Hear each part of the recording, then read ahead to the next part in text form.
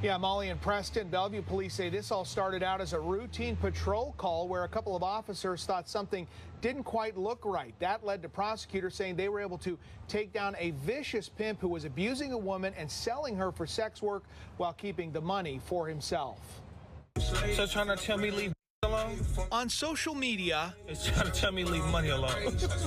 Cedric Dorsey painted himself as a pimp Why I'm a pimp. with money, swagger, and influence. SCCC 333. But investigators say his lifestyle was built by forced sex work, as Dorsey trafficked a woman into prostitution in Seattle, Bellevue, Kent, and Las Vegas.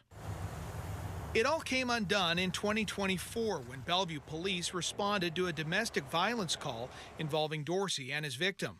They listened to what that victim was telling them and realized things weren't just adding up for her and what she was saying, and that she was in a very dangerous situation. Bellevue Police Major Ellen Inman says patrol officers noticed signs of trafficking and called detectives. When you ask them questions, they're answering repeatedly in these kind of scripted or answers that sound like they're rehearsed. When they served the search warrant on his premise, they recovered $12,000 in cash, along with those 3 firearms, one of which was stolen, and a banned firearm. King County prosecutors hit Dorsey with charges of human trafficking, promoting prostitution, and unlawful possession of a firearm. Fellas, stay in your kids' life, man.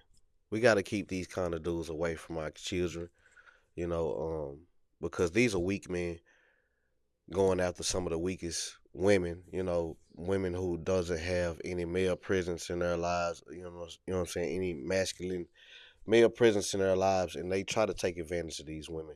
And this is the results of it, them dealing with a weak man like this.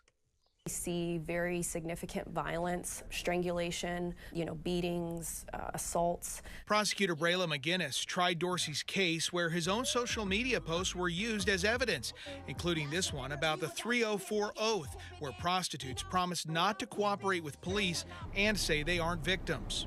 One of the biggest rules of the game is not to talk to police. It is that idea of selling the dream, right? Saying, I have these nice things. If you come with me, you can have all of this, right? And when you're talking to someone who has had a very rough upbringing or a very troubled life, that's the vulnerability that they exploit. That's the way I look at social media and the use of different ways that people advertise their criminal activity, is that if you make it available for the Bellevue Police Department in this case to access and use as part of our lawful investigation, then that's what we will do. After being Y'all like, share, subscribe, comment on the video, man. We're going to do a deep dive on this on the YouTube.